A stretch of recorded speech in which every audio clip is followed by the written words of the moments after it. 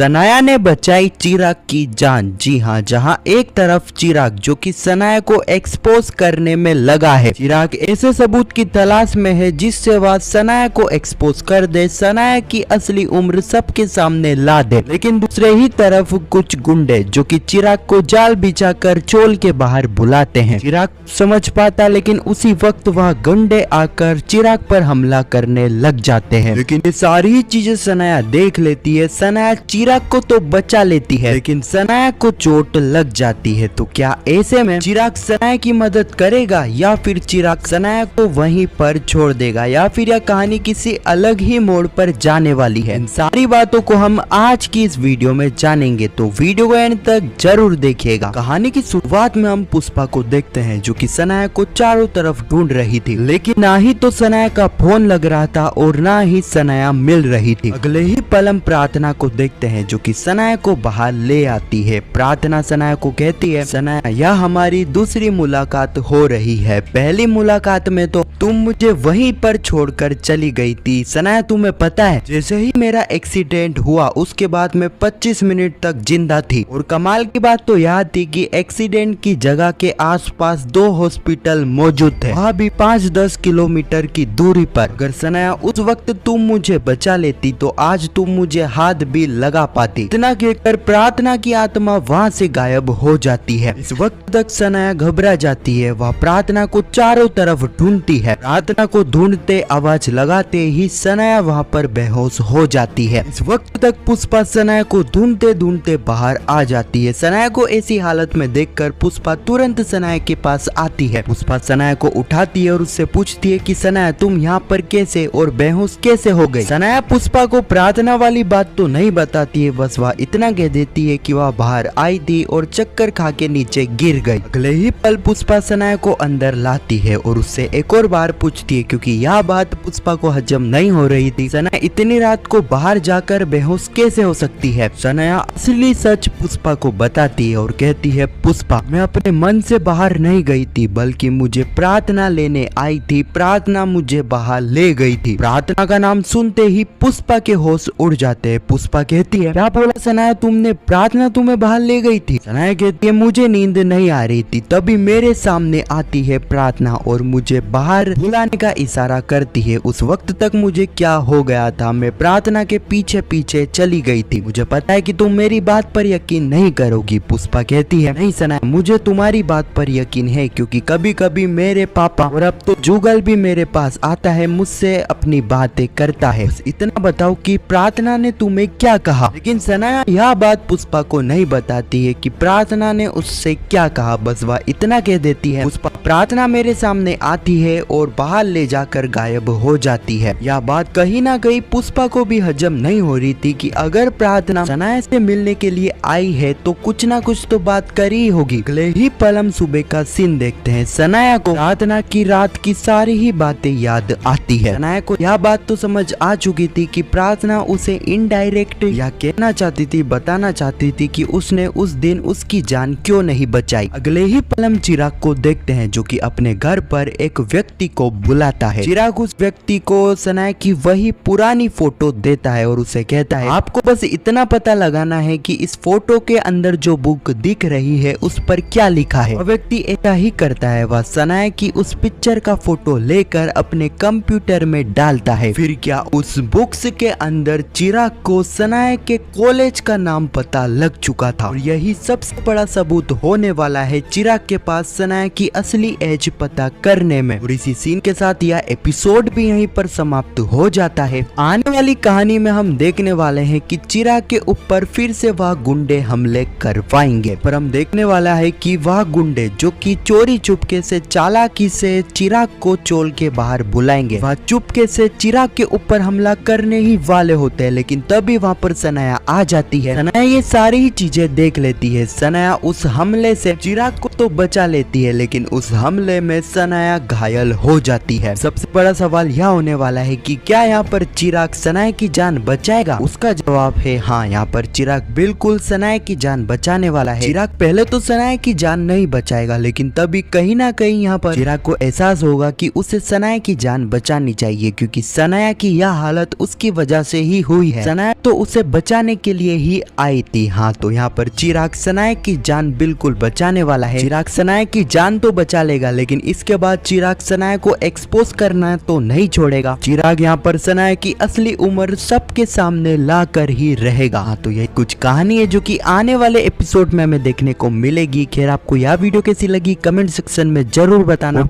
Impossible के आने वाले एपिसोड की ऐसी वीडियो के लिए चैनल को सब्सक्राइब अवश्य करना। जब तक के लिए धन्यवाद।